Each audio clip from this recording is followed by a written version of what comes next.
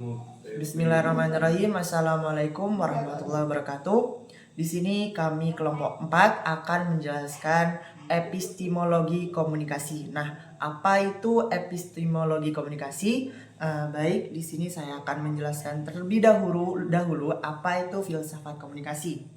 Nah, filsafat komunikasi adalah disiplin ilmu yang menelaah pemahaman secara fundamental, metodologis, sistematis, analitik, kritis, dan holistis mengenai teori dari proses komunikasi yang meliputi berbagai dimensi dan berdasarkan bidang, sifat, tatanan, tujuan, fungsi, teknik, dan metode komunikasi. Nah, di sini filsafat komunikasi itu merupakan sebuah ilmu di mana ilmu dari segala ilmu gitu. Jadi semua ilmu itu pasti ada filsafat komunikasinya gitu. Kita lanjut di sini. Yang pertama itu ada bidang komunikasi, ada sifat komunikasi, ada tatanan komunikasi, tujuan komunikasi, dan banyak lagi. Yang pertama, bidang komunikasi. Bidang komunikasi meliputi komunikasi sosial, komunikasi organisasional, komunikasi bisnis, dan seterusnya. Selanjutnya, sifat komunikasi. Sifat komunikasi itu komunikasi verbal dan komunikasi nonverbal. Terus yang ketiga ada tatanan komunikasi. Komunikasi intrapribadi, komunikasi antar pribadi, komunikasi kelompok, komunikasi massa, dan komunikasi media. Tujuan komunikasi yaitu mengubah sikap, mengubah opini, mengubah perilaku. Selanjutnya ada teknik komunikasi. Teknik komunikasi terdiri dari komunikasi informatif, komunikasi persuasif, komunikasi pervasif, dan banyak lagi. Selanjutnya metode komunikasi terdiri dari jurnalistik, hubungan masyarakat, periklanan, propaganda, dan lain-lain. Dengan demikian jelas bahwa filsafat komunikasi mencoba menelaah secara mendalam pemahaman seseorang atau kelompok dalam berkomunikasi. Selanjutnya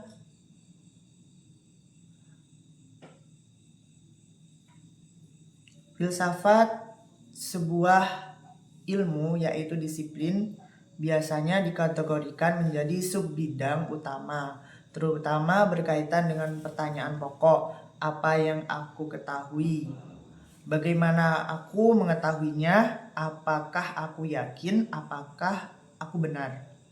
Selanjutnya poin yang B, saya akan menjelaskan sejarah epistemologi.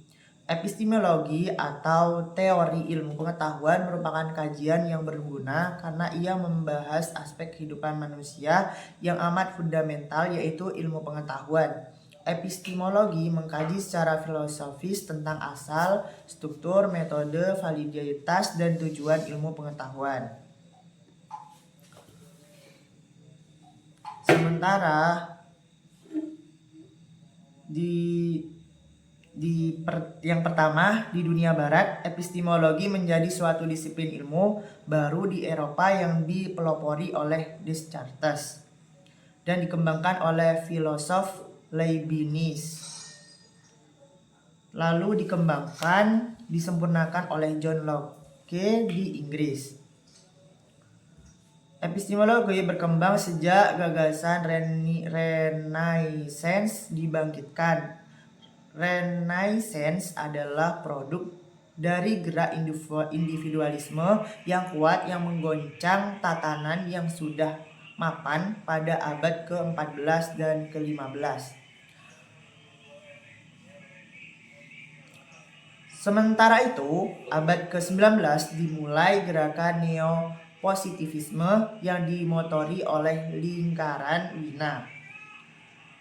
Wina adalah suatu kelompok yang terdiri dari sarjana-sarjana ilmu pasti dan ilmu alam di Wina. Baik, di sini saya ingin menjelaskan melanjutan dari teman saya yaitu tentang poin refleksi epistemologi dalam komunikasi dan fenomena komunikasi. Yang pertama, refleksi epistemologi dalam komunikasi mengenai bagaimana ilmu pengetahuan diproduksi, diperoleh, dan disebarkan melalui komunikasi. Epistemologi adalah teori pengetahuan yang menggambarkan bagaimana materi pengetahuan diperoleh dan disusun menjadi suatu tubuh pengetahuan. Dalam konteks komunikasi, epistemologi membahas tentang proses komunikasi yang terdiri dari hakikat komunikasi, proses komunikasi, dan hakikat filosofi komunikasi.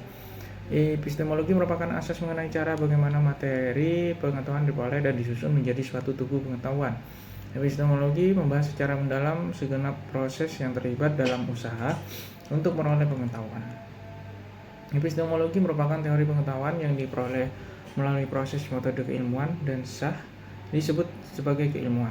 Dengan epistemologi, maka hakikat keilmuan akan ditentukan oleh cara berpikir yang dilakukan dengan sifat terbuka dan menjunjung tinggi kebenaran di atas segala-galanya. Oleh sebab itu, aliran yang berkembang dalam menopang konsep epistemologi menunjukkan koridor di atas seperti rasionalisme, empirisme, kritisme, positifisme, fenomenologi. Secara garis besar, terdapat dua aliran pokok dalam epistemologi, yaitu rasionalisme dan empirisme. Yang pada gilirannya, kemudian muncul beberapa isme lain, misalnya rasionalisme, kritisme, fenomenalisme, intuisionisme, dan positivisme. Rasionalisme adalah suatu pemikiran yang menekankan pentingnya akal atau ide, sementara peran indera dinomor duakan. Pemikiran para filsuf pada dasarnya tidak lepas dari orientasi ini, yakni rasio dan indera. Dari rasio kemudian melahirkan rasionalisme yang berpijak pada ontologi idealisme atau spiritualisme, dan dari indera lalu melahirkan empirisme yang berpijak pada dasar ontologi materialisme. Epistemologi sains barat dimulai dari berkembangnya pemikiran empiris sebagai antitesis dan filsafat intuitif dan yang dikembangkan di awal sejarah manusia dan pertentangannya dengan filsafat rasionalisme di abad ke-17. Sebagai antitesis dari pemikiran empirisme serta lahirnya epistemologi baru di awal abad ke-20, epistemologi abad ke-20 ini ditandai dengan diliriknya fenomenologi sintesis yang menggabungkan aspek rasionalisme, empirisme, dan sekaligus intuisi dalam epistemologi keilmuannya. Dalam komunikasi, epistemologi merupakan asas bagi pengembangan teori dan praktik komunikasi. Epistemologi komunikasi membantu mengidentifikasi dan memahami bagaimana pengetahuan diproduksi, diperoleh, dan disebarkan melalui komunikasi. Dengan mengenal dan memahami epistemologi dalam komunikasi, kita dapat membangun teori dan praktik komunikasi yang lebih efektif dan efisien. Selanjutnya, poin selanjutnya, fenomena komunikasi. Fenomena komunikasi merupakan salah satu saja dari sekian banyak fenomena yang menyangkut hubungan antar manusia dalam konteks kehidupan sosialnya. Sebagai salah satu fenomena, maka dari segi filosofis ilmu, fenomena komunikasi menjadi objek material komunikologi atau ilmu komunikasi. Fenomena komunikasi sendiri merupakan suatu peristiwa yang menyangkut interaksi antar sesama manusia dalam kaitannya dengan kehidupan bermasyarakat melalui lambang-lambang umum seperti bahasa lisan atau tulisan, maupun khusus seperti mimik, gerak-gerik, dan lain-lain. Sementara peristiwa yang demikian sendiri, keberlangsungannya dapat menjadi melalui sejumlah konteks atau setting. Setting yang dimaksud di sini interpersonal, group, public, organization, and massa. Dengan demikian, dalam mempelajari fenomenanya agar tidak menjadi begitu kompleks lebih dahulu, diperlukan kesadaran akan eksistensi konteks komunikasi sebagaimana dimaksudkan barusan. Dari sini, maka demi memudahkan menelaahnya, langkah pertama yang dilakukan adalah memfokuskan objek telaah komunikasi antar manusia. Assalamualaikum warahmatullahi wabarakatuh. Di sini saya akan melanjutkan materi yang berikutnya, yaitu objek kajian ilmu komunikasi. Sebagai salah satu cabang ilmu sosial, komunikasi punya objek yang sama dengan ilmu sosial lain seperti sosiologi dan psikologi, yaitu manusia. Bila objek material sosiologi mengacu kepada manusia sebagai individu terkait dengan kelompok sosial, sejak perilaku sosial, perubahan sosial, gerakan sosial, perilaku politik, sampai pada aspek kehidupan bermasyarakat, maka objek material psikologi merujuk kepada manusia sebagai individu, mulai dari kepercayaan, sikap, hingga perilaku. Sementara untuk ilmu komunikasi mempunyai dua objek material. Yang pertama adalah pernyataan manusia dalam situasi berkomunikasi, bahwa objek material komunikasi adalah kenyataan masyarakat yang berkaitan dengan penyampaian, penerimaan, dan pemanfaatan informasi. Kemudian objek material yang kedua adalah disebabkan perkembangan teknologi komunikasi yang kian hari kian pesat. Terus objek formal mempelajari pernyataan manusia dalam situasi berkomunikasi. Objek formal inilah yang menunjukkan jati diri suatu ilmu sebagai sekaligus membedakan antara satu ilmu dengan ilmu yang lainnya. Atau objek formal adalah objek yang dilihat dari sudut yang lebih terperinci seperti aspek sosiologi, antropologi, ekonomi, komunikasi, psikologi, dan politik. Objek formal ilmu komunikasi adalah komunikasi itu sendiri, atau juga objek formal adalah sudut dari mana objek material itu dikaji secara lebih spesifik. Misal objek formal lebih ke arah tentang penyampaian pesan yang dilakukan manusia dalam kehidupan sosialnya.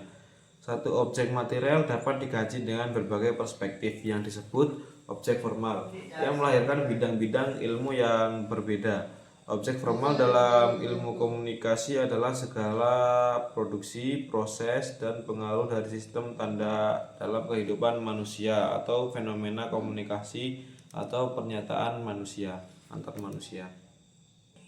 Yang kemudian adalah fungsi dan tujuan komunikasi. Yang pertama akan membahas fungsi komunikasi. Fungsi komunikasi adalah untuk saling menyatakan dan mendukung identitas diri mereka, dan untuk membangun interaksi sosial dengan orang-orang yang di sekelilingnya, serta untuk mempengaruhi orang lain agar berpikir, merasa, atau bertingkah seperti apa yang kita harapkan. Komunikasi memiliki dua fungsi, yakni fungsi sosial dan fungsi pengambil keputusan. Fungsi sosial bertujuan untuk kesenangan, menunjukkan ikatan, membangun dan memelihara hubungan dengan orang lain. Sedangkan fungsi pengambilan keputusan ialah memutuskan untuk melakukan atau tidak melakukan, untuk mengambil sebuah keputusan. Selanjutnya adalah tujuan komunikasi itu sendiri. Kegiatan atau upaya komunikasi yang dilakukan tentu mempunyai tujuan tertentu. Tujuan yang dimaksud di sini untuk menuju pada suatu hasil atau akibat yang diinginkan oleh pelaku komunikasi. Tujuan komunikasi ditinjau dari aspek individu. Kita berkomunikasi untuk menyelesaikan tugas-tugas penting